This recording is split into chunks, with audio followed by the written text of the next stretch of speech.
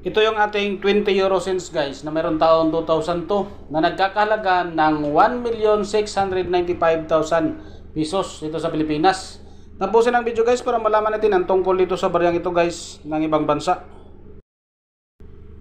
Spain 20 cents, year 2002. This coin was minted just before Spain fully transitioned to the euro in 2002. It showed King Juan Carlos I on the obverse and the Europe's maps surrounded by European Union stars on the reverse.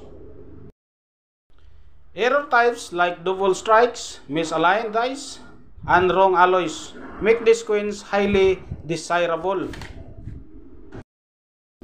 A strong double strike can fetch 1,500 US dollars up to 2,000 US dollars, while misaligned dice cutting off parts of the map can bring similar values. The biggest prizes go to the coins with serve off center strike, sometimes selling for 5,000 or more. Other with incorrect alloys, dramatic die cracks, or overstrike have shocked collectors with price reaching 10,000 US dollars up to 30,000 US dollars depending on the rarity and preservation. The takeaway before you spend your change, check those euros carefully. The smallest details, a shifted strike, a cracks, or even a strange color could mean your coin is worth for more than 10 cents, euro cents, 20 euro cents, or 50 euro cents. Bago ka magbenta ng mga barya guys, na katulad nito guys, tingnan mo muna guys kung anong mga klaseng error.